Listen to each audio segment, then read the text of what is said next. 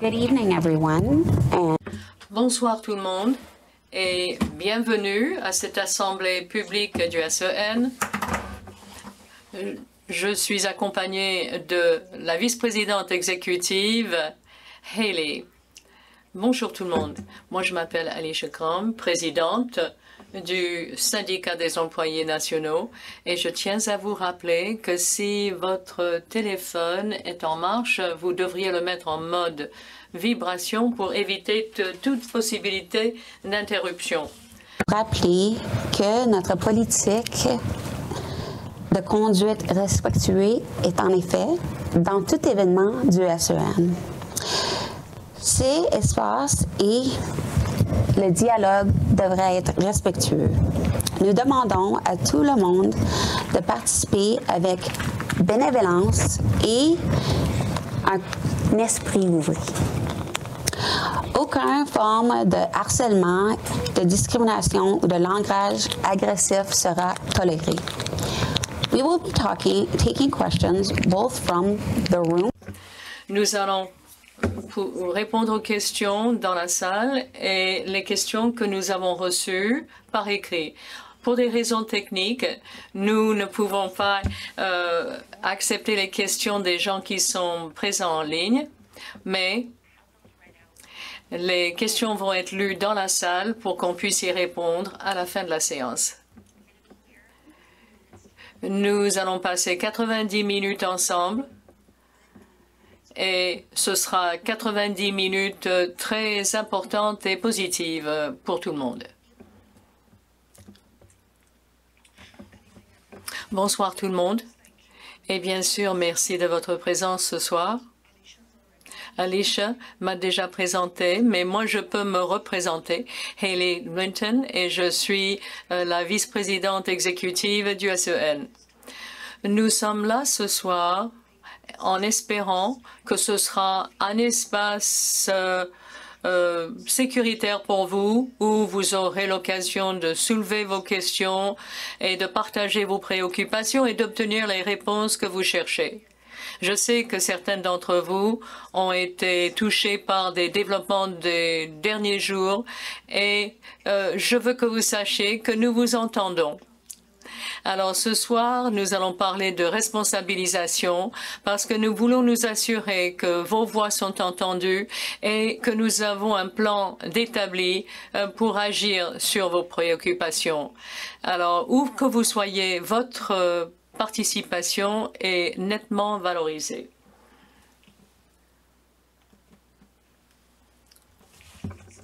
Yes, my fingers aren't working, right? On dirait que mes doigts ne fonctionnent pas bien ce soir. Oui, nous souhaitons avoir une conversation respectueuse et constructive. Et je me permets de vous rappeler que la politique anti-harcèlement est en effet s'applique à toute activité du SEN. La discrimination et certains comportements peuvent nous empêcher de participer correctement. Mais dans certains cas, nous ne pourrons peut-être pas répondre à vos questions sans risquer de révéler l'identité des personnes concernées. Alors, à vous qui êtes ici et en ligne, je vous explique ce petit inconvénient. Je pense qu'on devrait faire une petite mise à jour au sujet du personnel au SEN. Comme vous le savez, la présidente nationale est responsable des règlements internes, mais il y a certaines politiques qui indiquent comment le recrutement du personnel se fait, y compris en ce qui concerne la convention collective. Alors, je vais vous donner un petit préambule et ensuite je passerai aux détails. Évidemment, il y a eu beaucoup de changements au Bureau national. Il y a plusieurs personnes, plusieurs employés qui étaient en congé et d'autres sont partis. Et à cause de ces départs, nous avons lancé un processus de recrutement. Et d'abord, dans le cadre de ce processus, nous devons ouvrir le poste à tout le personnel du SEN. C'est ce qui est prévu dans la convention collective du personnel. Ensuite, nous pouvons l'ouvrir aux membres du même syndicat que notre personnel. Et troisièmement, nous pouvons l'ouvrir aux membres du SEN. Et donc des membres de la base partout. Et enfin, on peut l'ouvrir à des membres du public. Bon, ce type d'étape peut être suivi simultanément, mais il faut quand même qu'un membre du conseil soit présent pendant ce processus et il y a certains critères qui doivent être respectés. Je dois vous dire que nous n'avons pas été submergés de demandes pour ces différents postes. Et cela veut donc dire que nous continuons à garder ouverts ces postes et nous cherchons toujours des candidats qui respectent toutes les exigences. Alors ça, c'est la procédure de recrutement. Hayley et moi avons participé à ce processus depuis le début, tout au cours du printemps. Une personne a accepté un poste. Nous avons une autre offre qui a été faite à une autre personne et nous avons plusieurs postes qui sont affichés en ligne. Le responsable des finances qui a été affiché, ce poste-là, et un poste de représentant des relations de travail et tous ces processus se déroulent simultanément. Alors, le recrutement représente l'une de mes principales activités en ce moment, mais Hayley y participe également. Maintenant, je vais passer à la question de l'organisation en général. Voilà. Nous allons répondre à 2 questions de celles qui nous ont été soumises à l'avance, ainsi qu'une question qui vient de quelqu'un dans la salle, où nous allons bien sûr répondre aux questions que nous avons reçues en avance. Alors, les questions ont été catégorisées en fonction de différents domaines, militantisme, formation, négociation, etc. Bon, représentation. Il y a eu une assemblée générale sur la représentation le 28 et c'était justement pour répondre aux questions au sujet des compressions budgétaires qui ont touché le personnel de Passeport Canada et nous aurons d'autres assemblées générales le 2 juin pour répondre à d'autres questions. Alors, nous suivons de très près les activités des employeurs et nous tenons à garder les membres au courant de tout ce qui peut les toucher directement. Alors, je voudrais vous donner quelques explications. Un congédiement prématuré d'un employé non permanent ne donne pas lieu à certains droits. À n'importe quel moment, un employeur peut mettre fin à un contrat de courte durée ou de durée déterminée. Bon, ça ne veut pas dire que nous n'allons pas appuyer ces membres-là et si vous soupçonnez qu'il y a des raisons pour lesquelles ces employés ont été congédiés par rapport à d'autres, nous allons nécessairement forcer le gouvernement, l'employeur à nous rendre des comptes. Mais nous ne parlons pas de mise à pied d'employés permanents. Nous parlons d'employés engagés pour une période déterminée seulement. Donc, Hayley, est-ce que tu veux aborder la question des finances? Oui, je voulais vous dire que le SEN fait l'objet d'une vérification à l'heure actuelle. Nous avons changé de cabinet, ce qui a ajouté au retard. Et bien sûr, il y a certaines personnes qui sont en congé. Alors, nous espérons être davantage opérationnels d'ici la fin juin. Les dépenses engagées sont présentées à l'exécutif national et donc l'exécutif est mis au courant de toute dépense à l'avance. Alors, en bref, voilà ce qui se passe en matière de finances à l'heure actuelle.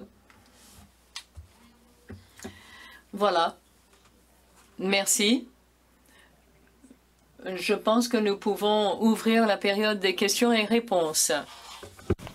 Up on the board. How is, okay, Voilà.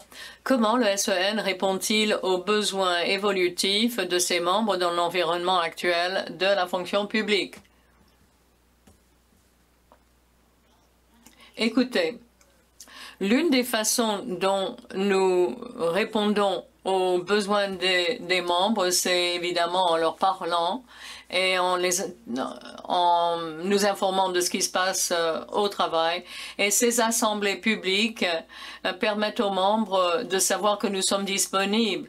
Alors, lors de l'assemblée publique pour les membres de Passeport, nous avons compris que les membres connaissent beaucoup de problèmes en milieu de travail. Et en sachant ces choses-là, j'ai plus de munitions face à l'employeur et je peux plus facilement tenir l'employeur responsable devant les médias et devant les membres. Et pour ce qui est de forcer l'employeur à nous rendre des comptes, oui, nous devons nous assurer qu'il respecte la convention collective. En ce qui nous concerne, la convention collective est l'un des plus importants documents qui existent entre notre syndicat et l'employeur. Et la section qui explique comment marche la politique sur l'ajustement des effectifs, parce que à un moment donné, la période de 3 ans s'est arrêtée. Et c'était pour permettre aux employeurs d'avoir plus de souplesse, parce que si les employés non permanents deviennent permanents, à ce moment-là, le processus est beaucoup plus complexe et nous devons suivre un processus ensemble où il y a des représentants de l'employeur et du syndicat qui passent en revue l'application de cette annexe. Alors, normalement, il y a une enveloppe budgétaire qui est prévue pour le ministère et nous sommes en communication constante avec d'autres syndicats, par exemple le syndicat des employés de l'emploi. Et la semaine dernière, j'ai parlé au président de l'AFPC au sujet de la campagne que nous menons pour bien informer la population canadienne des services que nous assurons au public.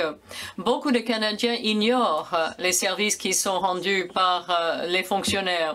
Alors nous sommes en constante communication pour avoir un bon message pour les médias. Et au début de cette semaine, j'ai donné des entrevues aux journalistes au sujet de tout ce qui se passe à Passeport et l'impact sur les Canadiens qui désirent obtenir un passeport. Et bien sûr, au lieu d'être payés par le gouvernement fédéral, ils vont être payés par le gouvernement provincial et ils pourraient finir par demander le chômage, ce qui veut dire que ce sont toujours les deniers publics qui vont les compenser. Alors, sur ce plan-là, nous essayons de faire évoluer constamment notre message en fonction des informations que nous recevons. Évidemment, le Premier ministre a fait campagne sur un plafond et non pas des compressions du personnel. Et donc, c'est pour ça que nous parlons au public. Et bon, comme vous le savez, l'an dernier, je me suis mariée l'an dernier, j'ai dû changer mon nom et commence à vous mettre dans la file d'attente seulement quand vous entrez dans le bâtiment. Alors, le fait est que les gens et le grand public ne savent pas ce que vivent nos membres. Et nous voulons nous assurer que le gouvernement et le public connaissent la réalité de la situation de nos membres. Nous siégeons à certains comités avec l'employeur et ça c'est l'un des moyens. Et nous faisons également du lobbying auprès, avec l'appui d'autres syndicats et de nos alliés syndicalistes. Vous parlez de l'environnement actuel Et je pense que nous nous en voudrions,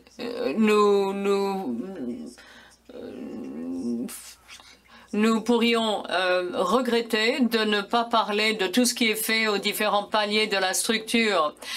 Dans le cas de l'AFPC, par exemple, vous savez que nos conventions collectives sont négociées par l'Alliance, qu'il y a plusieurs tables qui sont en négociation. Et il y a eu récemment une conférence sur les négociations collectives. Alors ça, c'est un sujet très important qui est actuellement examiné et nous espérons avoir des textes plus clairs que nous pourrons intégrer dans la convention collective, mais bien sûr, ça doit se faire pendant la négociation collective. C'est là qu'on essaie de soutenir les membres et on veut les encourager que s'il y a quelque chose qui arrive, eh bien, vous devez soumettre une revendication. Il n'y a rien qui va avancer sans les revendications, à moins que ce soit enchâssé dans notre convention collective. Et cela se fait par l'entremise d'une revendication de négociation qui va aller à la conférence de négociation qui va être négociée entre l'employeur et le syndicat. Et lors de cette dernière ronde, on a vu qu'on a éliminé la table commune. C'est davantage important que vous soumettiez vos revendications parce que Ellie et moi, on a bien beau à vouloir soumettre des revendications à votre nom, mais on ne peut pas soumettre des revendications en votre nom. On doit vraiment entendre ce que les membres ont sur le cœur. Notre rôle n'est là pour que faire du militantisme et soutenir vos revendications, mais souvent, c'est à quoi on pense quand tout va bien, c'est qu'on veut l'augmentation des salaires, mais vos protections salariales, vos protections contre les mises à pied sont très, très importantes. Et quand on se trouve dans un creux, c'est là que ça devient davantage important. Et on sait que ces protections-là sont tout aussi importantes lorsqu'on fait des compressions. Donc, en période de crise, on va faire des mises à pied. Il doit y avoir des dispositions pour ce faire. Donc, je sais qu'on a eu un membre de SEN à la table des PA et à la table des EB. Donc, le SEN est représenté aux deux tables de négociation à l'heure actuelle.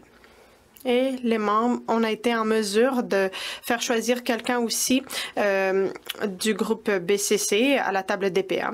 Donc, puisqu'on a travaillé sur l'annexe et on a forcé la FPC de comprendre que certains de nos membres composent un petit groupe au sein d'une plus grande table et ont tout aussi droit à la même attention.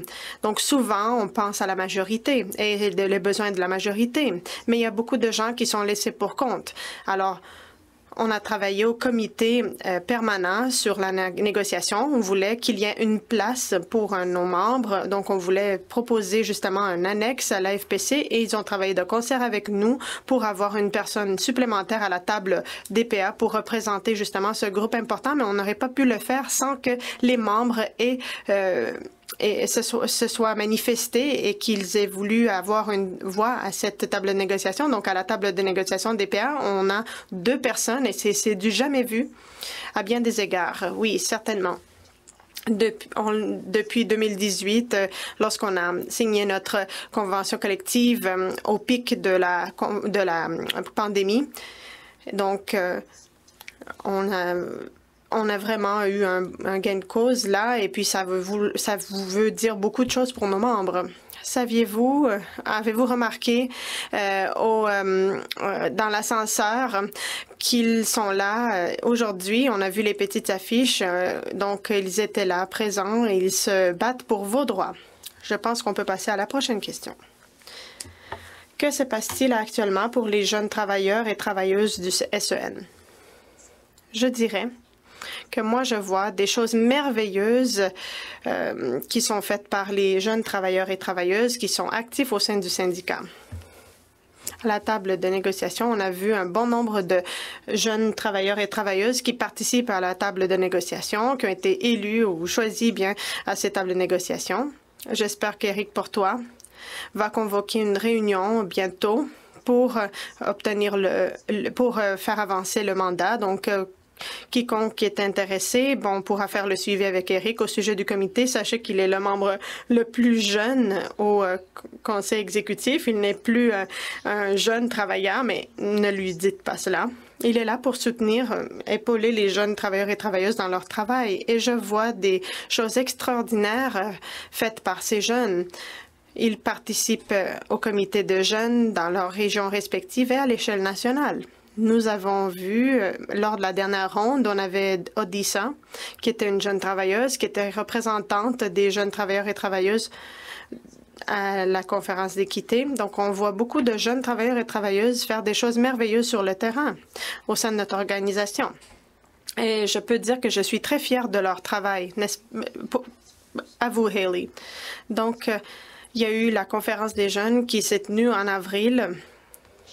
Et depuis lors, en fait, les ateliers qu'ils ont organisés, l'interaction qu'ils ont eue avec les membres là, ils ont vraiment se sont vraiment démarqués. Donc, ils sont non seulement actifs au sein du SEN, mais ils sont actifs également à la FPC, dans leurs régions respectives, et ils accomplissent des choses merveilleuses. Donc, la conférence des jeunes a été vraiment un tremplin pour eux de se donner davantage dans leur vie de militants. Souvent, ceux et celles qu'on voit autour de la table sont des gens qui sont là, qui ont été là depuis longtemps, et ça a été une occasion par excellence pour nous pour prévoir la relève. On a fait du mentorat, on a épaulé les jeunes travailleurs et travailleuses afin qu'ils puissent prendre le flambeau et vous représenter à la table de négociation. Merci, Hayley. Bon, je les vois vraiment changer la donne au sein de l'organisation de façon considérable au cours des prochaines années. Questions dans la salle?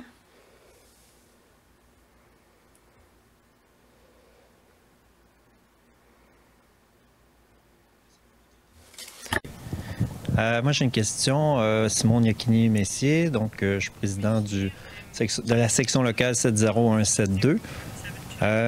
Donc, vous avez parlé que vous avez procédé à des embauches, que vous travaillez fort de ce côté-là. Je me demandais peut-être que, parce que je pense qu'il y a beaucoup de griefs sur la table, nous, on en a là, qui sont rendus à Unicen, puis on n'a pas eu de retour encore.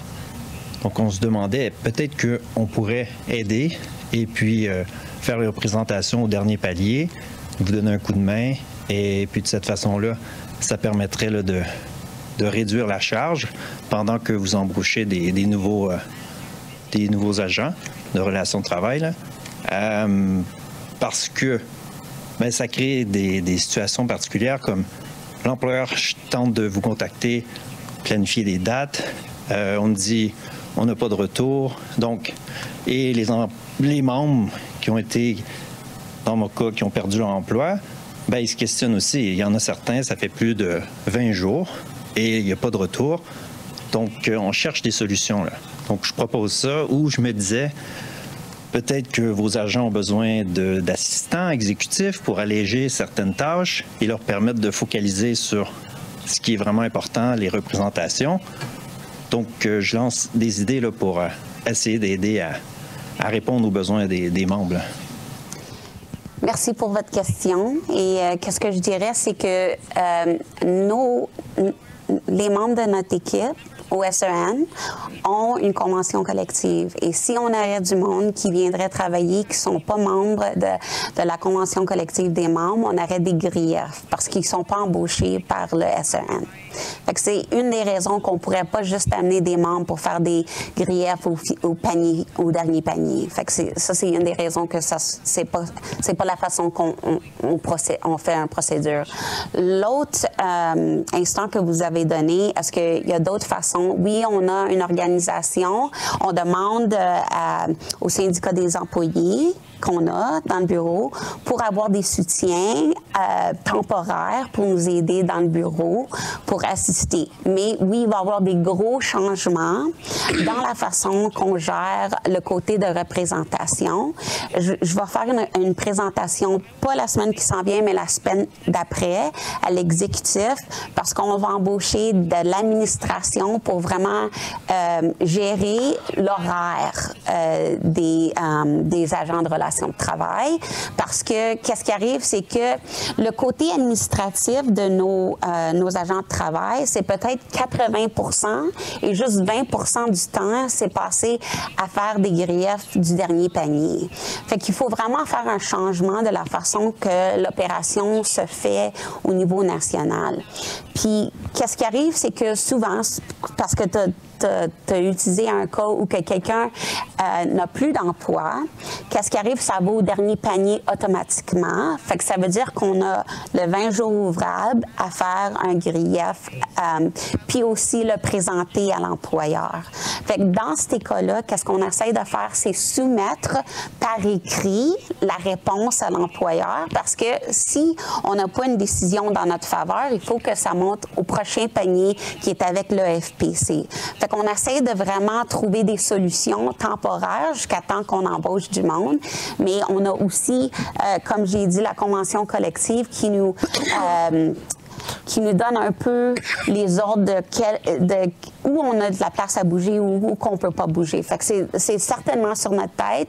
Puis c'est parce que moi, je dis toujours à tout le monde, si on veut que ça change, il faut avoir des changements systémiques dans l'organisation.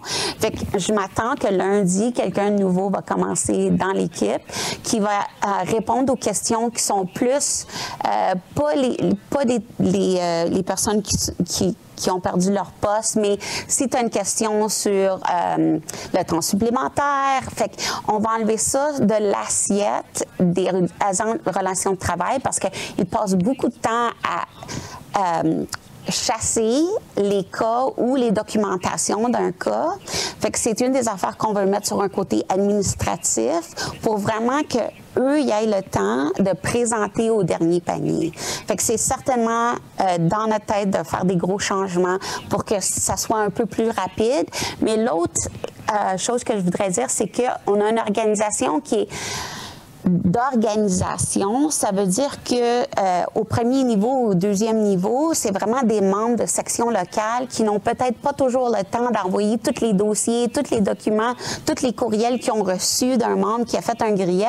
Ça veut dire que souvent, même quand on veut présenter au dernier panier, on n'a pas toutes les documentations. Fait qu'on essaie de mettre un nouveau système électronique qui va être disponible aux sections locales pour qu'ils soient capables d'attacher les documents automatiquement puis qui rentrent sur notre site web, toutes les documentations comme ça enlève un peu de l'administration parce que qu'est-ce qui se passe maintenant, c'est comme j'ai dit, 80% du temps des agents de relations de travail est chassé documentation et de l'administration. Fait que c'est des gros changements qui s'en viennent. Bien, merci, ça répond à ma question. J'ajouterais à cela peut-être s'assurer de faire un accusé de réception. Donc, des fois, juste ça nous permet de savoir, OK, c'est reçu, on travaille sur le dossier. Donc ça, on n'en reçoit pas. Et puis là, ça nous laisse dans une position où on ne sait pas trop, puis ça crée de l'instabilité. Donc, mais c'est toutes des bonnes solutions que vous avez proposées. Je pense que c'est la bonne voie à suivre pour arriver là, à remettre tout ça en fonction. OK, je comprends. Merci.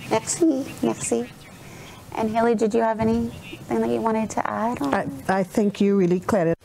Oui, je pense que vous avez tout bien capté. Je pense qu'on peut passer à la prochaine question.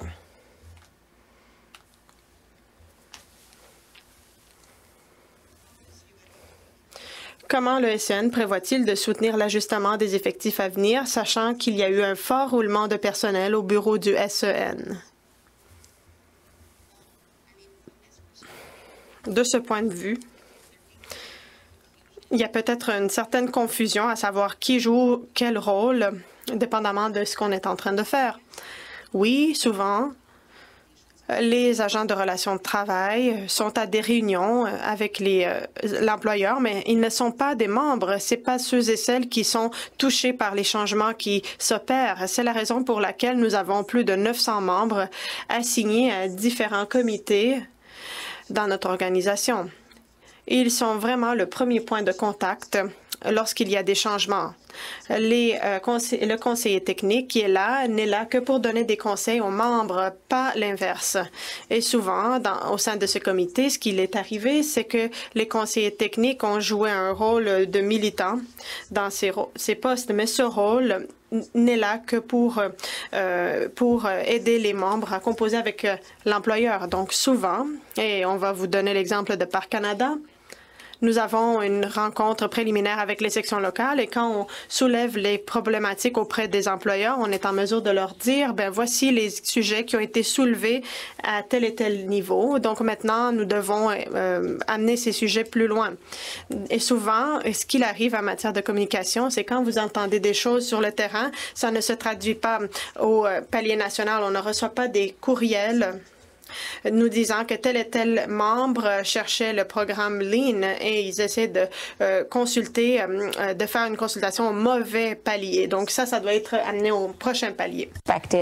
Alors, de ce côté-là, ils ont un rôle très important pour ce qui est de conseiller les membres sur des questions techniques, mais ils sont là pour soutenir les membres. Nous sommes les membres qui travaillons et c'est nous qui déterminons ce qui est approprié au travail. Alors, évidemment, nous souhaitons doter les postes le plus rapidement possible, mais à part les compressions dont on a parlé, nous ne sommes pas au courant d'autres mises à pied. Quand nous en sommes informés, nous envoyons tout de suite un avis aux vice-présidents régionaux pour qu'ils soient informés. Et c'est eux qui informent les sections locales de l'information qu'ils ont reçue. Et ces 2 jours qui sont prévus, 2 jours de préavis pour l'Alliance avant de procéder aux mises à pied. Ils doivent prévenir l'Alliance. Souvent, ils nous incluent, mais ils ne sont pas tenus de le faire. C'est uniquement grâce aux relations avec les employeurs qu'ils acceptent de nous prévenir. Et à ce moment-là, nous allons organiser une assemblée publique ou mettre une série de questions et de réponses sur le site web. Et aussi, ils savent à qui s'adresser s'ils ont des questions. Alors, nous sommes toujours bien préparés. Nous travaillons avec l'équipe de réaménagement des effectifs et tout ce pour pouvoir bien informer les membres de cette unité de négociation. Avec les numéros 900 que nous avons créés au SEN, avec tous les groupes d'employeurs, les comités SST et le comité des droits de la personne, nous sommes un réseau très bien préparé pour ce processus et grâce au réseau que nous possédons, nous sommes mieux positionnés que d'autres syndicats, même s'ils ont une plus grande masse critique. Nous pouvons passer à la question suivante. Bon, ça c'est pour moi.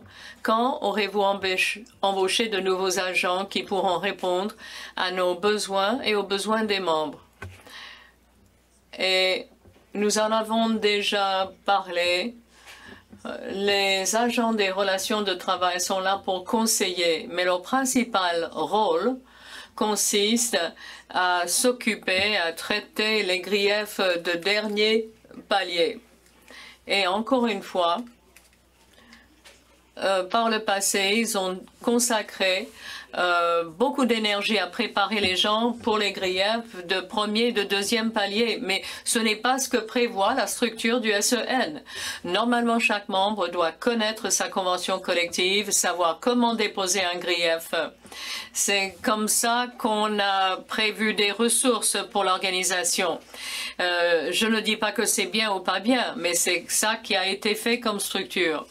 Et donc, cet agent est votre conseiller et votre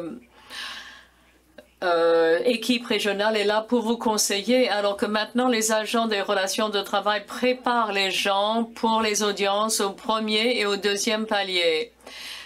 Et c'est pour ça qu'ils n'ont pas le temps de s'occuper des griefs qui atteignent le dernier palier. Et et malheureusement, ils ne peuvent pas s'occuper du traitement des griefs de dernier palier. Alors, nous envisageons de créer un poste intermédiaire, c'est-à-dire un spécialiste des griefs, afin que ces gens-là puissent aider un membre et lui fournir des conseils techniques, alors que les agents pourront à ce moment-là s'occuper des aspects juridiques qui doivent être pris en compte quand on fait un exposé devant l'arbitre pour un grief de dernier palier. Parce que des fois, il peut prendre de 5 à 7 ans avant qu'on obtienne une décision sur un grief. Et nous ne voulons pas avoir à nous occuper de griefs qui sont quelque part sans qu'on puisse faire quoi que ce soit. Alors, nous préférons que les agents, les ART, s'occupent des griefs qui atteignent le dernier palier. Et donc, c'est ça que nous souhaitons faire, prévoir que ces gens-là se servent de leur véritable expertise. Et donc, nous allons créer un spécialiste pour soutenir les équipes régionales quand il s'agit de remplir un document de grief. Parce que ce que nous avons constaté, c'est qu'il faut plus de soutien pour que les gens se sentent capables de faire un exposé devant l'employeur qui va être en face d'eux. Mais ce sont les agents qui font cela, de sorte que nous ne pouvons pas consacrer suffisamment d'attention aux griefs de dernier palier. Alors, depuis 13 mois, nous essayons de changer cela et de voir comment on peut, en quoi consiste la solution par rapport à cette situation. Afin qu'on puisse avoir de bonnes décisions et des décisions qui créent des précédents, justement, pour nos membres. Des membres, des questions dans la salle? Yeah. Hello, this is Diego from Global Affairs. Dave, Affaires mondiales. Alors, dans le même ordre d'idées, je comprends votre vision, mais dans l'immédiat, l'un des problèmes que nous rencontrons, c'est que nous essayons de contacter l'ART et il n'y a pas de réponse. Alors, nous ratons les dates de tombée pour les griefs. J'ai dû envoyer 7 ou 8 courriels aux ART qui restent, mais parce que le délai pour en appeler est court, c'est 25 jours, et je n'avais pas eu de réponse. Alors, au cours des 2 ou 3 prochaines semaines, si quelqu'un a besoin d'aide de toute urgence, comment est-ce qu'on peut obtenir une réponse? Pas nécessairement de la part d'un agent. Bon, Hayley et moi sommes intervenus auprès de l'employeur. Même hier, j'ai contacté l'un des employeurs qui voulait absolument faire avancer le grief à l'étape suivante, mais quand je lui ai demandé une prolongation, il s'était tout à fait satisfait et content de nous l'accorder. Et à ce moment-là, nous pouvons plus facilement trouver une date d'audience pour un grief et nous assurer que nous sommes prêts. Alors, envoyez-moi un courriel si c'est ça votre problème, parce que les sous-ministres sont tout à fait prêts à retarder l'audience de dernier palier. Alors, sentez-vous libre de me contacter ou de contacter mon bureau si vous n'avez pas eu de réponse. Nous allons nous assurer que le sous-ministre ou la personne qui entend le grief au dernier palier est prêt à prolonger l'audience à une autre date quand nous aurons reçu et préparé toute la documentation requise. Alors, nous avons fait ça la nuit dernière. Et là, l'employeur était déraisonnable au sujet des délais à respecter. Et bon, ça veut dire qu'ils ont 2 griefs plutôt qu'un. Alors, ils préfèrent avoir un seul grief et accepter de prolonger le délai plutôt que d'en avoir deux. Et nous avons communiqué ouvertement avec l'employeur parce que nous avons expliqué que nous n'avons pas autant de personnel en ce moment. Et la plupart des employeurs ont été très raisonnables. Alors, sentez-vous libre de nous contacter. Je pense que nous avons tout couvert. Alors, ce que je recommande, c'est que quand vous envoyez un courriel, ces griefs qui sont au dernier palier, assurez-vous de l'indiquer dans le texte du courriel afin qu'on puisse aller faire une recherche et déterminer exactement ce que nous devons faire. Et de cette façon, nous pourrons établir un plan pour nous permettre de faire progresser le dossier. Et le SEN a une chaîne de commandement. Alors, si vous avez des problèmes au niveau local, vous avez des équipes régionales qui devraient pouvoir vous appuyer. Si vous essayez de contacter le Bureau national et vous avez du mal pour obtenir des réponses, l'équipe régionale représente une autre option. Vous pouvez leur expliquer ce qu'il vous faut et ils vont à ce moment-là contacter avec nous au Bureau national pour vous obtenir les réponses qui vous manquent. Tim? Question suivante. Les membres et les dirigeants des sections locales ont besoin de davantage de formation sur la convention collective et les zones grises, qui suscitent souvent des interrogations de la part des membres. Nous ne sommes pas des experts en la matière, nous faisons donc de notre mieux. Quel soutien l'UNE, le SEN peut-il offrir pour renforcer nos capacités au sein de nos sections locales?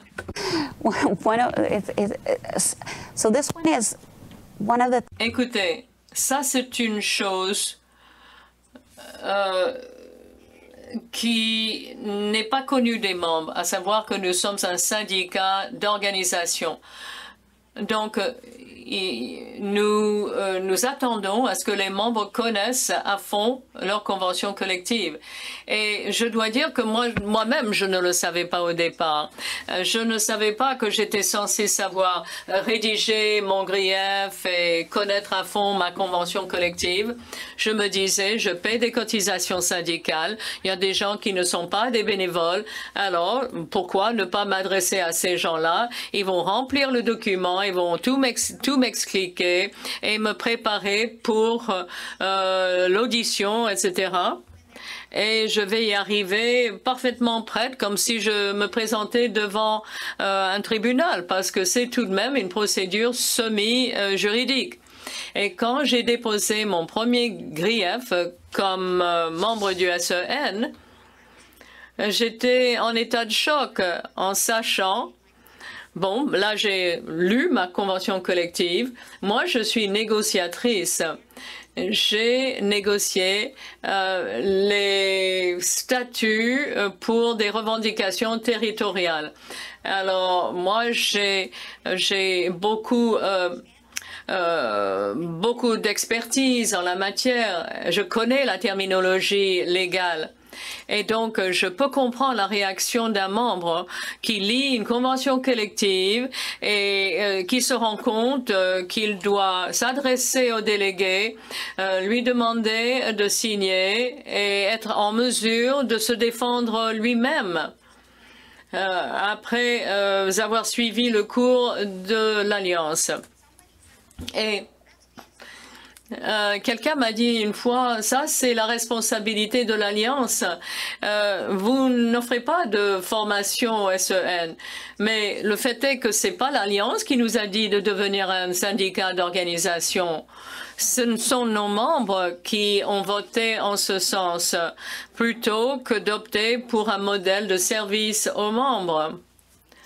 Alors nous avons décidé de prévoir une structure régionale. Et au Québec, par exemple, il y a 23 conventions collectives qu'il faut connaître en tant que bénévole régional pour soutenir les membres. Alors, moi, je voudrais faire plus de formation. mais nous n'avons pas fixé de budget pour la formation.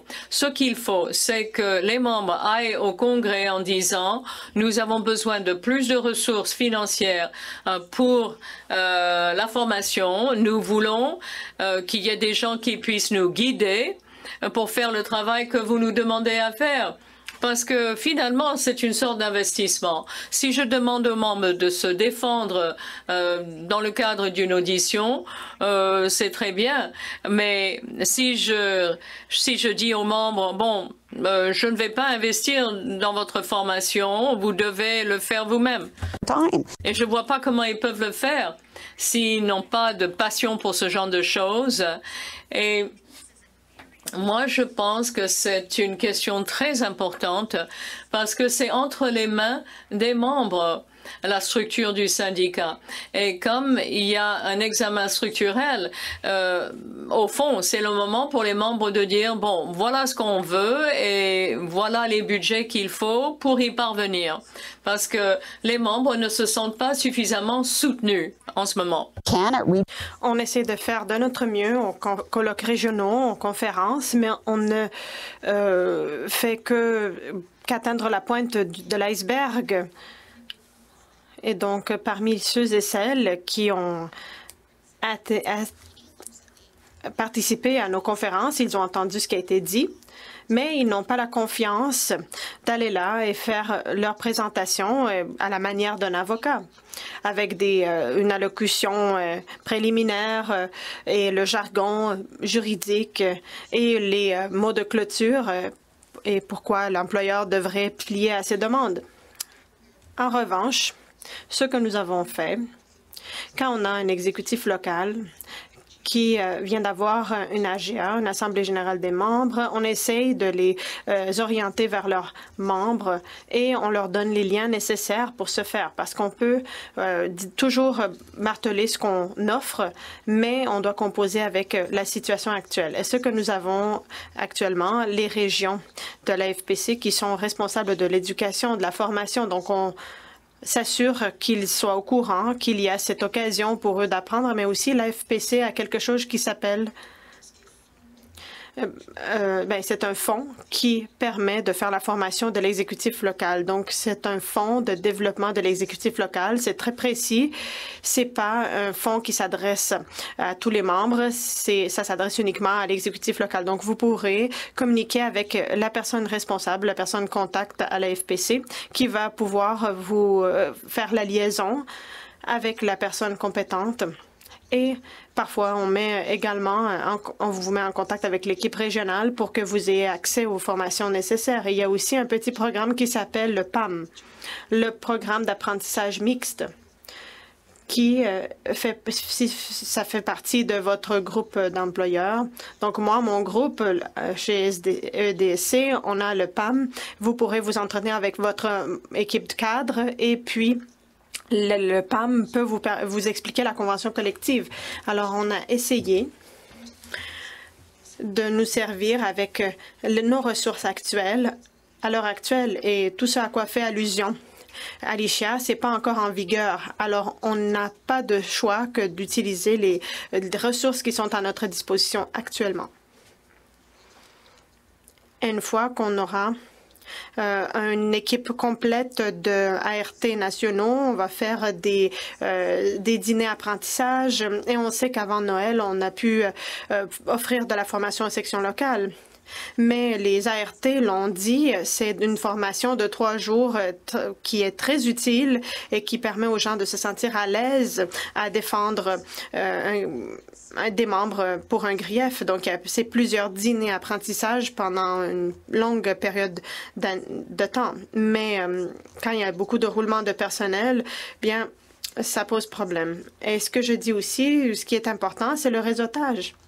Il y a des gens qui font des choses extraordinaires en matière de griefs. C'est des griefs qui ne sont pas faits par les dirigeants nationaux en matière de griefs.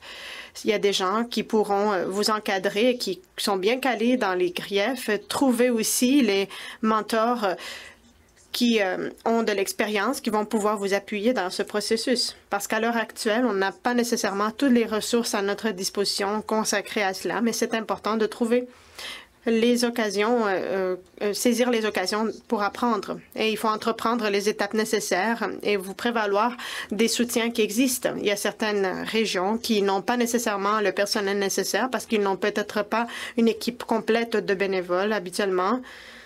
Si j'en entends parler, bien, je vais essayer de voir s'il y a des soutiens ailleurs et qui serait prêt à expliquer les choses aux membres en question parce qu'il y a une région qui n'aurait peut-être pas nécessairement toutes les ressources à sa disposition. Et sachez que ces postes ne sont occupés que par des militants bénévoles. C'est des gens qui le font dans leur temps libre.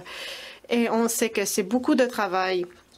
Il y a eu des occasions où on n'a pas été en mesure d'avoir les équipes escomptées dans aucune région. Alors, on a été en mesure de se soutenir les uns les autres et c'est ça qui nous a permis justement de surmonter les défis qui se sont présentés à nous. On peut passer à la prochaine question. Les employeurs peuvent-ils demander des certificats médicaux pour des congés de maladie et une preuve d'obligation familiale aux employés qui reçoivent leur lettre de licenciement?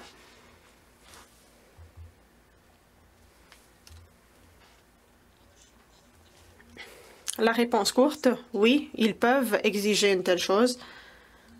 Et la réponse longue, bon, ce qui est fourni dépend du cas en question.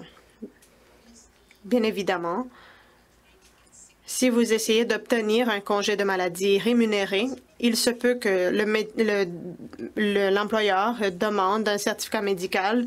Certains employeurs demandent qu'il y ait 3 jours consécutifs de maladie pris avant qu'on ne demande un certificat médical. Et ça dépend de votre groupe d'employeurs. Et même après le licenciement, ce que les employeurs peuvent faire après, c'est recouvrer les congés qui vous ont été payés à la fin de votre trousse de départ, de votre indemnité de départ. Est-ce raisonnable?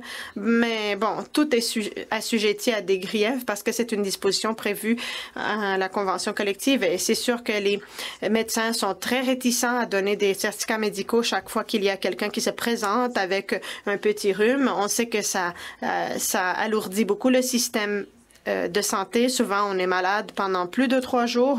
Je ne sais pas si vous étiez aussi malchanceux que moi. Moi, j'ai eu la COVID. Moi, j'étais malade pendant bien plus de 3 jours. Je suis asthmatique et ça m'a frappé de plein fouet. Donc, c'est déraisonnable de demander à quelqu'un un certificat médical, mais l'employeur peut-il demander un certificat? Certes. Est-ce quelque chose qui peut faire l'objet d'un grief? Bien sûr.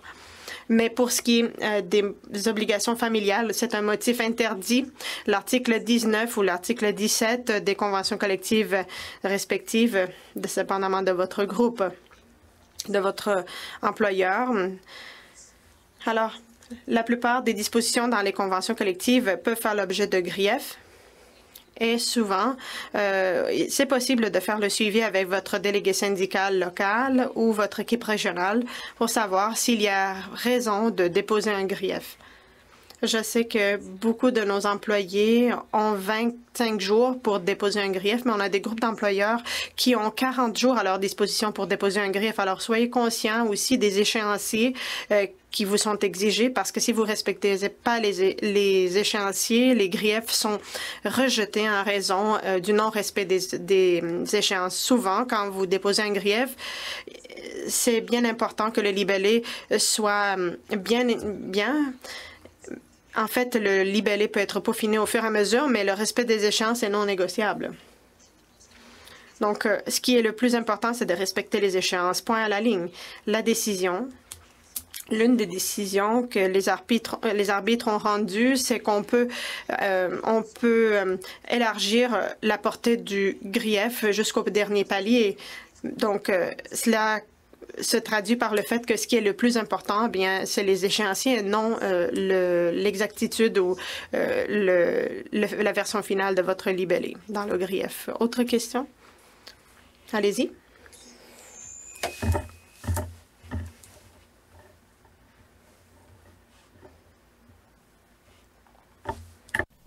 Oui, bonjour. On sait que l'employeur progresse rapidement avec l'intégration de l'intelligence artificielle.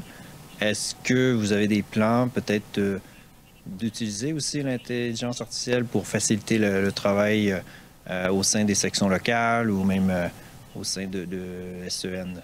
Donc, est-ce qu'il y a des plans sur la table pour aller dans cette direction? J'adorais ça, mais juste de la façon que c'est un soutien aux employés qui sont déjà dans le milieu de travail du SEN.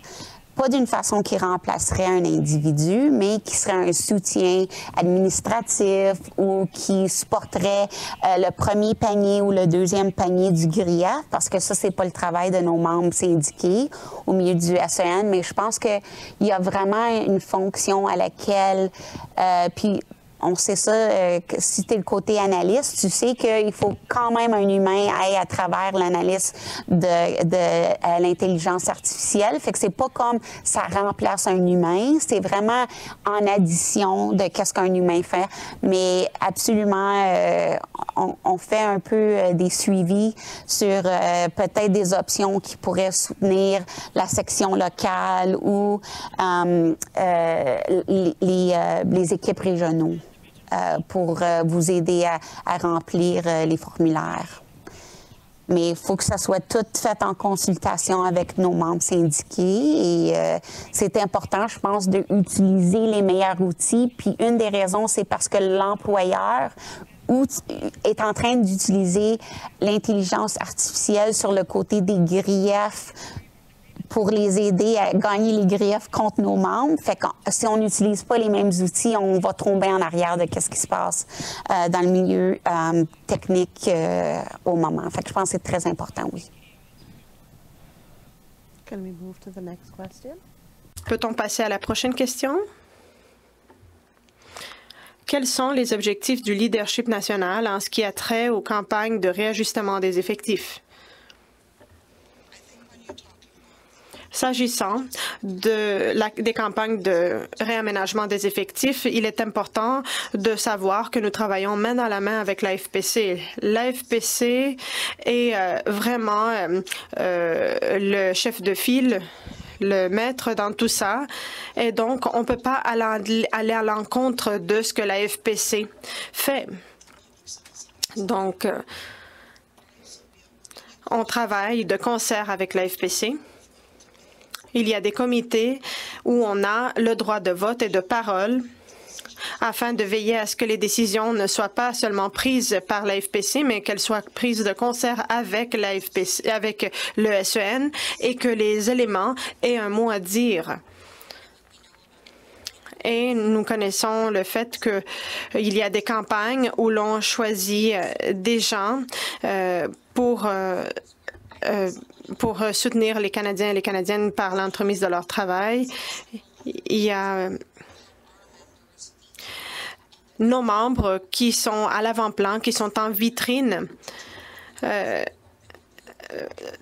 donc qui parlent de notre travail. Malheureusement, la perception publique des fonctionnaires publics a été ternie parce qu'on est le bouc émissaire. On est toujours le bouc émissaire. Chaque fois qu'il y a un problème économique, c'est nous qui sommes tenus responsables. Par contre, c'est nous qui sommes là pour aider au développement économique des initiatives ou au plan économique du pays. Souvent, c'est nous qui nous retrouvons justement pointés du doigt. On se voit tirer à boulet rouge avec les compressions et souvent nos programmes tombent à plat. On a vu les compressions sur les femmes et les programmes d'inclusion et de diversité des genres, de soutien des femmes entrepreneuses, et c'est des programmes essentiels qui apportent quelque chose d'important pour les Canadiens et Canadiennes qui n'existeraient pas dans notre société sans qu'il y ait justement ces fonctionnaires publics qui s'adonnent à ce travail. Donc, chaque chose que vous faites pour les Canadiens sont essentielles. Donc, il faudra changer la perception publique. Il faudra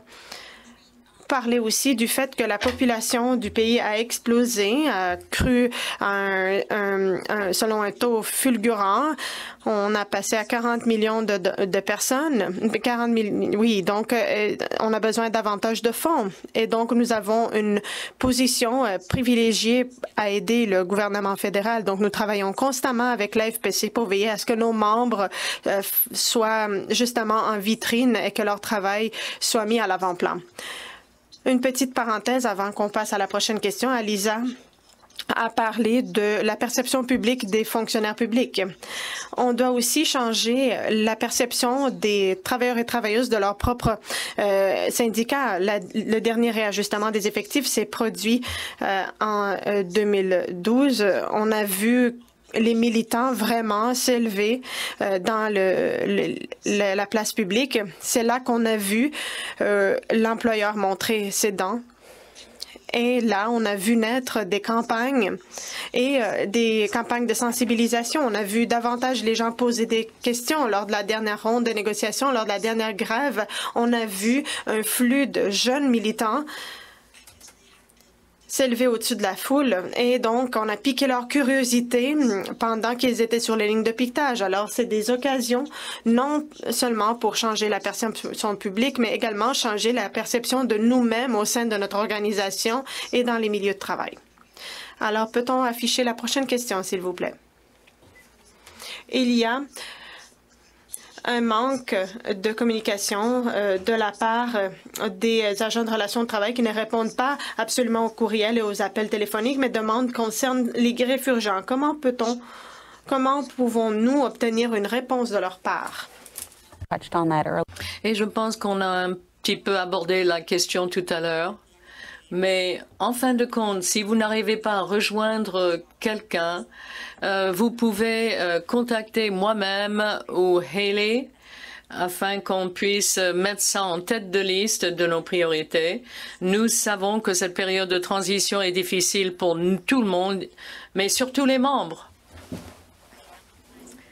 Et je compatis parce que j'ai connu une situation où j'avais déposé un grief qui était en train d'être traité et c'est très stressant pour l'auteur du grief. Et nous voulons qu'il sache qu'on est là pour le soutenir et si on doit intervenir auprès de l'employeur en son nom, on le fera. Next question. Je pense qu'on peut passer à la question suivante. Back up. Okay. So, is it possible to get one other question from the floor? Est-ce qu'on peut demander à quelqu'un dans la salle de poser une question? Joanne. Joanne Fleming. Je suis devenue substitut du VP régional le 8 avril et je suis déjà au courant d'un certain nombre de griefs. Vous avez parlé du grief au 3e palier. Alors, quel est le rôle de quelqu'un comme moi par rapport à ce grief? Est-ce que c'est aux agents de traiter ces griefs? Est-ce qu'on participe? Qu'est-ce qu'on fait? Est-ce qu'on... Bon, normalement, les griefs de 3e palier sont traités par le SEN. Donc, ça relève de l'agent des relations de travail. Encore une fois, jusqu'à présent, le membre de l'équipe régionale a peut-être eu une bonne relation avec l'agent qui est chargé du dossier. Alors, tout dépend des relations qui existent. Si vous voulez avoir votre mot à dire, vous pouvez bien sûr contacter l'agent pour savoir où en sont les choses. Mais une fois que vous remettez le dossier à l'agent, c'est l'agent qui s'en occupe. Come to you. So if the member is contacting you. Si le membre vous contacte pour avoir de l'information au sujet de votre grief, vous devez écrire au directeur des relations de travail ou à l'agent qui est chargé de ce dossier. Et en lui disant, bon, la personne qui a déposé le grief me pose des questions, comment est-ce qu'on devrait procéder? Il y a des gens qui vont peut-être préférer que l'équipe régionale réponde pour lui ou pour elle, ou alors l'agent va peut-être vous demander les coordonnées de cette personne pour répondre directement. Alors, vous devez en parler avec l'agent pour savoir comment faire. Et j'ajoute que quand mon grief est passé du 1er au 2e palier et ensuite au dernier palier, Pendant 3 ans, je n'avais pas eu d'informations et tout d'un coup, j'ai reçu un courriel au hasard de l'Alliance qui me disait « Bon, dans 30 jours, votre dossier va être entendu ». Et j'étais en état de choc parce que je n'avais pas été informée des étapes qui avaient suivi l'une après l'autre. Alors c'est de ça que j'ai parlé avec Haley. Est-ce qu'il y a moyen qu'un membre puisse avoir accès au système pour savoir, oui, votre grief est inscrit au calendrier, etc. Le problème, c'est que ce n'est pas nous qui prenons les décisions. Et ils ont leur propre exercice de priorisation. Dans mon cas, ça a pris 3 ans, mais je suis au courant de membres dont le grief n'a toujours pas été entendu. Alors, ce n'est pas comme si on savait que c'était une priorité et que c'est en fonction de la date de soumission. Non, il y a un arriéré de 6 000 griefs et c'est pour ça qu'il faut déposer le grief le plus rapidement possible parce que nous savons que des fois, les membres attendent 7 ans pour avoir la réponse. Bon, tout le monde a entendu cette expression « justice retardée » et « justice différée ». Alors, pour moi, si ça nous arrive, ça signifie pour moi que nous n'avons pas bien respecté notre rôle comme syndicat. Alors je me dis qu'il doit y avoir un moyen plus efficace de faire participer les membres au processus. Bien sûr, on ne peut pas demander à chaque agent de toujours envoyer des courriels de suivi, mais peut-être qu'il suffirait d'envoyer un courriel automatique pour que les gens sachent où en sont les choses. Souvent, les membres nous contactent pour dire « Bon, ça fait 2 ans, qu'est-ce qui se passe ? Je pensais que mon dossier avait disparu. Non, non, il va quand même être traité. » Et nous avons su que nous ne pouvons aucune influencer le traitement des dossiers. Le Conseil doit déterminer les dommages-intérêts et l'incidence sur l'auteur du grief. Si je dépose un grief, c'est parce que j'estime que c'était une violation de mes droits. Mais en tant que syndicat, nous n'avons aucune influence auprès du Conseil. Et bon, des fois, on parle de membres qui sont visés par des lois provinciales et dans d'autres cas, des membres visés par des lois fédérales. Alors, ça suppose différents mécanismes de tri des dossiers. Alors, bien sûr, les membres sont frustrés quand ils ne savent pas où en sont les choses par rapport à leur grief et on voudrait améliorer ça. Et c'est l'une des choses à laquelle nous nous attaquons pendant ce mandat. Alicia a dit qu'on essaie de s'attaquer au problème. Ça nous semblait être une tâche de taille au départ, parce que si le membre ne sait pas qu'on ne travaille pas nous-mêmes et qu'on ne peut pas changer ou décider les choses, ça, à ce moment-là, c'est un peu difficile. Alors, nous souhaitons que les membres soient plus au courant du processus et ce qui arrive au 3e palier. À ce moment-là, ça peut atténuer l'anxiété du membre qui va savoir que ce n'est pas le SEN qui retarde les choses, que c'est devant un autre organe.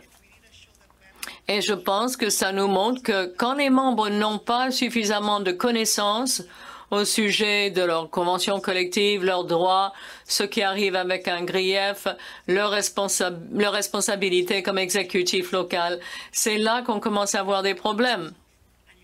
Mais quand vous vous renseignez vous-même, ça vous donne plus de confiance et à ce moment-là, vous vous sentez libre de poser des questions pour obtenir le renseignement que vous recherchez.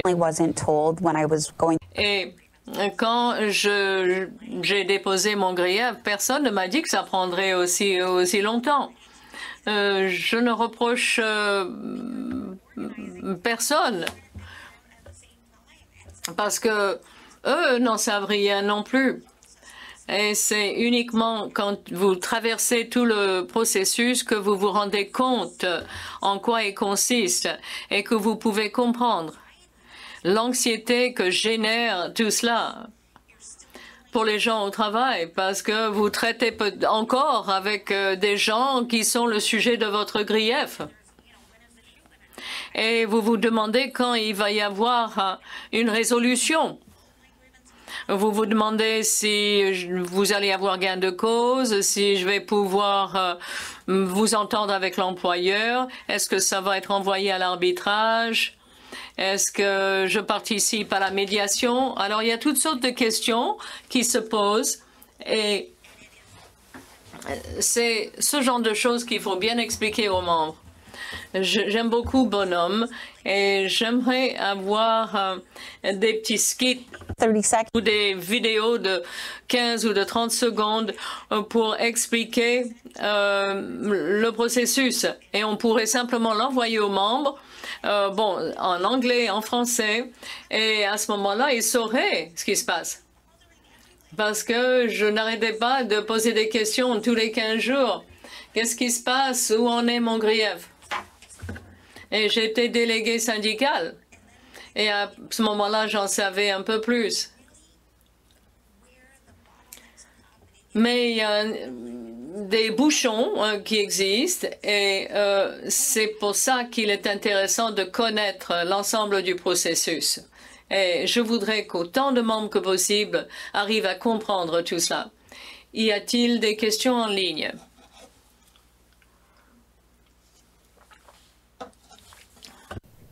Yeah, one, right?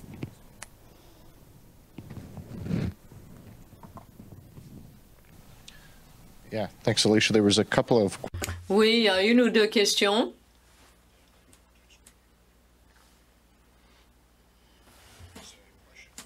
Une question de la part de Chris à Jasper qui se demande quand les ristournes locales vont être versées.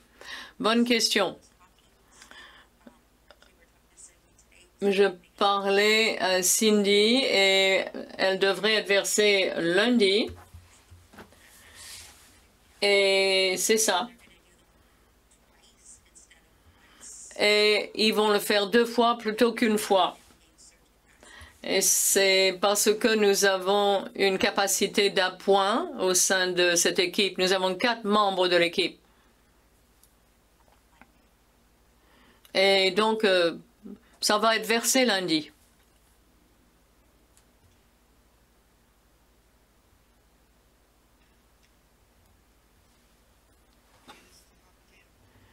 Bon, ça c'est une patate chaude.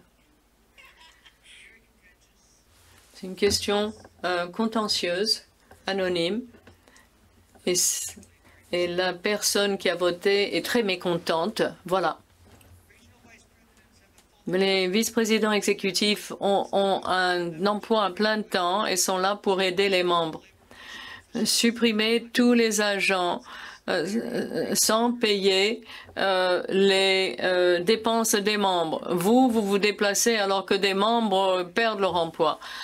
Comment est-ce que vous appuyez et comment est-ce que vous défendez les membres dans ce contexte? I would like to take the piece with regards to finance. Je voudrais traiter la question des finances. Nous savons, bon, Alicia a déjà mentionné que nous manquons de capacité et pas uniquement au niveau des équipes régionales, mais dans l'ensemble de l'organisation. Ceci dit, nous avons pris des mesures pour pouvoir traiter les demandes de remboursement le plus rapidement possible. Alors, nous avons fourni des avances aux membres. Par exemple, si vous devez assister à une conférence, vous pouvez nous écrire et demander une avance de fonds. Alors, il y a des mécanismes en place pour aider les membres pour supporter leurs dépenses.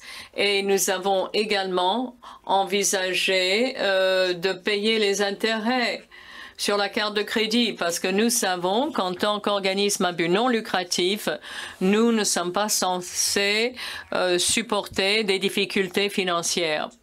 Alors, si les membres s'adressent à nous, et Lisha a eu des discussions à ce sujet lors des réunions sur les droits de la personne, et là, nous avons informé les membres que si les membres ont besoin d'aide, ils doivent nous contacter afin qu'on puisse leur verser une avance de fonds en attendant d'avoir suffisamment d'employés afin de pouvoir traiter toutes les demandes de remboursement en temps voulu.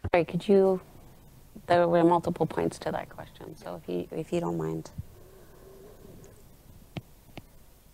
Okay, so I'll read the whole question again. Je vais relire toute la question.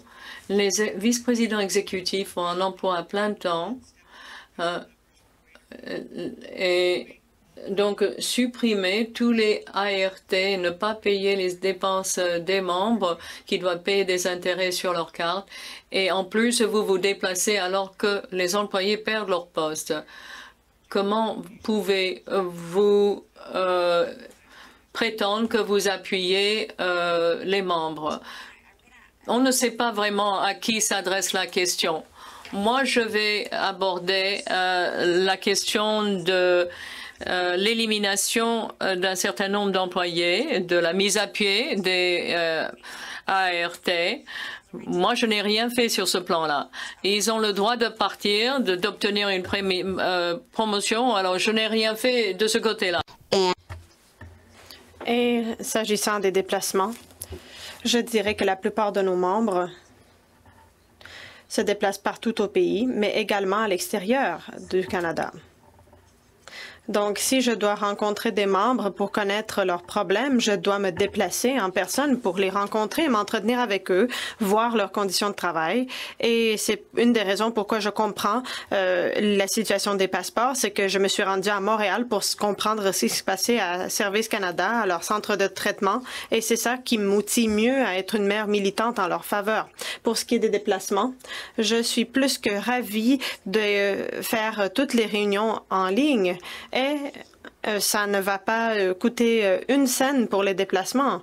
Donc, s'ils veulent le faire, s'ils trouvent que c'est une contrainte financière, bien peut-être que le virtuel serait une meilleure option qui s'offre à eux.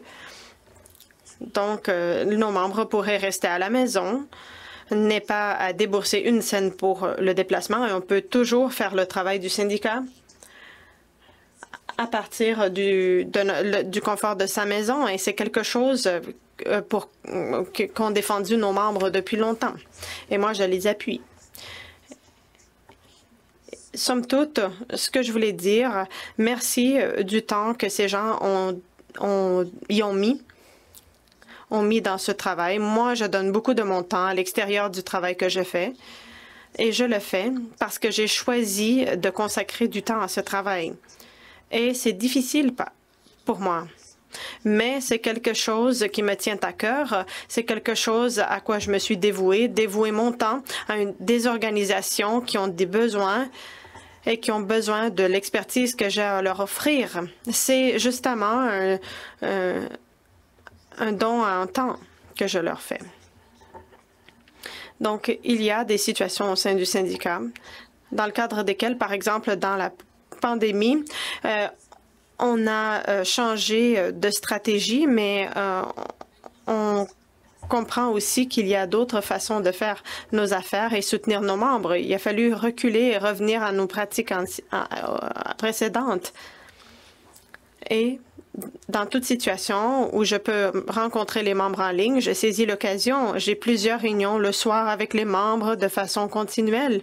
Je fais également le mentorat des membres. J'ai des membres avec lesquels que je rencontre pendant 1 heure le soir. On parle des différents processus et comment devenir plus actif au sein du syndicat.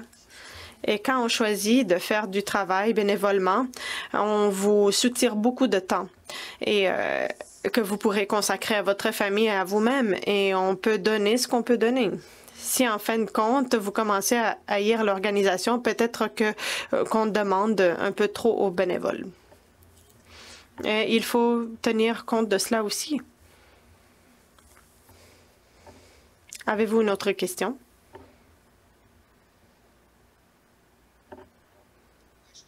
On a reçu une question récente sur la sécurité d'emploi et la négociation. Et ça va comme suit. On comprend que les employés auraient dû miser davantage sur la sécurité d'emploi. Par contre, nous savons que depuis l'administration Harper, qu'on voulait faire des compressions à passeport. Pourquoi est-ce qu'on n'a pas mis de la pression pour avoir des protections, des protections de nos emplois enchâssées dans la convention collective? Il faudrait que cela soit abordé davantage dans les assemblées publiques. Bon, vous connaissez mon opinion sur les négociations collectives. C'est l'action la plus importante en tant que membre d'un syndicat. Moi, j'ai aussi siégé au sein de mon équipe de négociation de ma convention collective avant de siéger à une telle équipe. Je ne comprenais même pas pourquoi on choisissait les éléments qu'on déposait à la table de négociation et quelles étaient les décisions qu'on prenait à 1h du matin. L'employeur essaie de nous soutirer telle chose, mais on veut vraiment conserver telle revendication. Je ne le savais pas, mais après avoir assisté à de telles séances, j'ai réalisé à quel point les négociations jouent un rôle important pour les syndicats. Et le SEN en soi fait un travail remarquable. Nous faisons des choses incroyables. Nous sommes des leaders en matière de droits de la personne. Nous sommes un des seuls éléments qui a une table de droits de la personne. Mais ce que nous avons oublié, c'est que ce qui est important, bien, c'est la négociation des conventions collectives et la négociation de nos revendications. Sans ça, il n'y a rien. Et on n'aurait plus de membres pour qui on défendrait les droits de la personne, parce que sinon, on n'aura plus de membres. Donc, Haley aime bien crier honte. Je la connais bien, mais est-ce qu'on est prêt à aller en grève pour des protections ou seulement pour des augmentations salariales? C'est ça la question qui s'impose. Chaque fois qu'on poussait notre négociateur, bien, on nous demandait est-ce qu'on est prêt à aller en grève pour l'annexe K, qui est la sélection des employés, ou bien qu'ils fassent l'objet de compression. Et je n'étais pas en mesure de répondre oui à cette question. Je le savais qu'on allait en grève pour aller chercher de l'argent, mais je ne pense pas qu'ils allaient aller en grève pour maintenir leur emploi, parce qu'on pense toujours que c'est l'emploi d'autrui qui sera coupé et pas le leur. Et moi, j'ai vécu les compressions en 2012 et on m'a épargné. Mais je peux vous dire que quand on m'a dit « Venez lundi ou mardi, vous allez apprendre si votre emploi sera coupé ou non », ce vendredi-là, bien, cette fin de semaine, j'étais en train de me préparer mentalement pour apprendre que mon poste allait être coupé. Je savais que je ne m'étais pas défendue suffisamment pour protéger mon emploi. Je veux qu'on revienne au type de l'organisation qui met à l'avant-plan la négociation, qui met sur pied la meilleure équipe de négociation pour représenter les membres, et que cette équipe défend vivement les protections d'emploi pour pas que l'employeur pense, bon, on se voit dans 3 ans en arbitrage, parce que d'ici là, ça sera trop tard, et ils savent que quand ils vont aller à l'encontre de notre convention collective, ils vont devoir payer chèrement. Ce sujet en soi est un sujet qui m'est très cher. D'abord, j'aimerais savoir qui était là quand on était en train de défendre nos congés de maladie. Bien. Alors, il y a quelques années, notre congé de maladie était à l'avant-plan de la négociation. Et quand on était sous l'égide de Robert Benson, les membres sont sortis, se sont rués sur les lignes de piquetage pour soutenir justement cette revendication, parce que ce que l'employeur cherchait à faire, c'était de rendre cela dans un protocole d'entente. Et tout ce qui est à l'extérieur d'une convention collective ne peut pas être défendu en matière de grief. Et on a vu une marée de t-shirts rouges qui étaient là à chaque rencontre syndicale patronale et ils savaient que les membres étaient sérieux. Et à ce moment-là, moi, j'y étais. J'ai représenté la table DPA en 2018-2019 pour la région de la capitale nationale. Et quand ces négociateurs pour le Conseil du Trésor nous ont attaqués de nouveau en s'en prenant, en s'attaquant aux congés médicaux, bien, le négociateur de la FPC leur a dit, bien, je ne sais pas si vous comprenez, mais non, c'est non. On n'est pas prêt et on ne sera jamais prêt à discuter les congés maladie et qu'on le retire de la convention collective. Merci. Point à la ligne. C'était tout. C'était ça. Toutefois, on a le retour au travail. Quand on voit un rassemblement, on voit une poignée de personnes. Une poignée seulement. Je sais que cette question veut dire beaucoup pour les membres parce que le monde a changé. Le monde du travail a changé. Toutefois, quand l'employeur nous attaque et ne voit qu'une seule poignée de personnes, bien, qu'est-ce que cela lui dit? Quel est le message que cela envoie? Votre syndicat est pas vraiment fort. Personne ne vous demande de prendre une affiche de piquetage et d'aller devant le Parlement. Mais le fait que vous soyez prêt à défendre des choses qui vous tiennent à cœur, et pas seulement à vous, mais qui pourraient être à l'avantage de tous les membres, à ce moment-là, l'employeur va savoir qu'on est sérieux. On est un collectif, justement.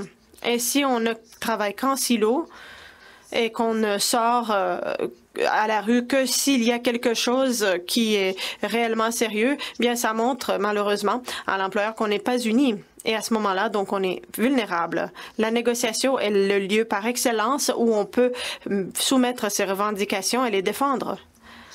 Et les membres ne déposent pas des revendications, comme Alicia l'a dit. Tout ce dont ils se soucient, c'est leur rémunération. En tant que membre de l'équipe de négociation, j'ai eu un grand problème avec mon superviseur à l'époque. Il ne voulait pas que je sois libérée pour aller faire la négociation. Mais laissez-moi vous dire que quand la négociation s'était terminée, il était le premier à m'appeler, à me dire « Hayley, quand est-ce que vous pensez qu'on va recevoir notre argent? Qu'est-ce qu'il arrive avec ça? » Parce que c'est de ça que les gens se soucient. Ils ne voient pas le portrait d'ensemble. Ils n'ont pas le recul pour comprendre que nous défendons la sécurité d'emploi. Et ce que j'ai appris en tant que membre du comité de négociation, c'est que si votre équipe n'est pas forte, l'employeur peut le sentir et peut justement vous retirer tout ce que vous avez déjà gagné. Si vous n'avez pas une bonne équipe là et qu'ils ne montrent pas que vous êtes unis, ils vont s'en prendre à vous et systématiquement vous enlever tout ce que vous avez défendu jusqu'à maintenant. Merci. Heather.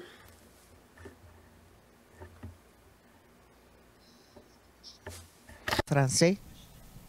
Ça vient de Jean-Michel. Bonjour, Alicia.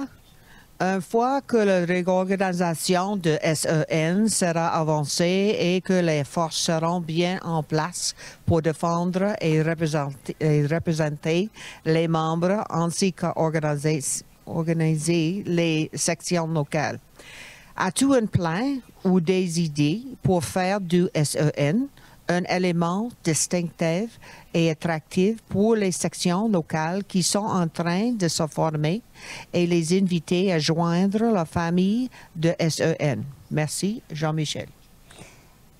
Bien, absolument, Jean-Michel. Puis je te dirais que c'est pas jusqu'à la fin de notre nouvelle structure. Au moment où on est en train de parler avec des sections de Charte directe qui sont très intéressées à joindre le SEN à cause des avancements qu'on a faits en droit de personne. Mais je sais que le monde nous voit comme un agent de changement à l'intérieur de l'AFPC. C'est pas tous les éléments qui sont des agents de changement. On n'est pas comme les autres.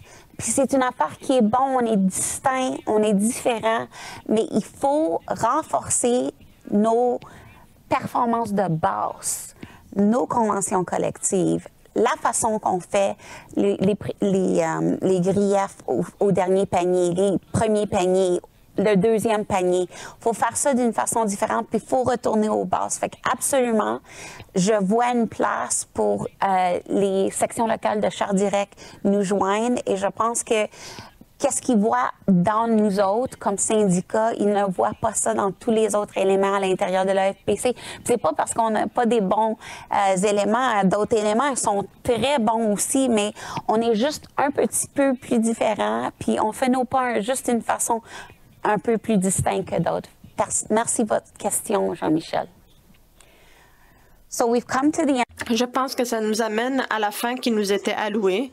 Il est 7h29 minutes. Nous avions 90 minutes à notre disposition. Merci à tous les frères et sœurs, consoeurs et confrères syndicaux qui se sont joints à nous, et je veux vous dire que j'encourage toujours le questionnement et le débat vif qui se fait dans le respect. Et on doit avoir ces discussions épineuses parce qu'on n'arrivera pas au cœur du problème et aux craintes de nos membres sans cette discussion. Alors, sentez-vous toujours à l'aise de poser des questions. Si on n'a pas répondu à quelque chose aujourd'hui, ça se peut que cela soit publié sur notre site web, mais on essaie de faire ces assemblées publiques mensuellement pour garder au courant nos membres, parce qu'on ne peut pas revenir à l'organisation que nous avions avant la tutelle. On doit changer. On doit devenir plus fort et on doit être solidaire que nous étions quand on a créé le comité sur les droits de la personne dans tout ce que nous faisons. Et je pense qu'on est sur la bonne voie. Je sais qu'il y a toujours des écueils. Je sais que ça a été difficile, mais je pense que ce que nous allons voir, c'est quelque chose de plus beau qu'au départ. Merci. Haley, à vous. Désolée. J'aimerais saisir l'occasion pour vous rappeler à tous ceux et celles qui sont là et en ligne, que le SEN est visé également par un examen de réexamen, et c'est important que vos voix soient entendues parce que l'avenir du SEN repose sur vous.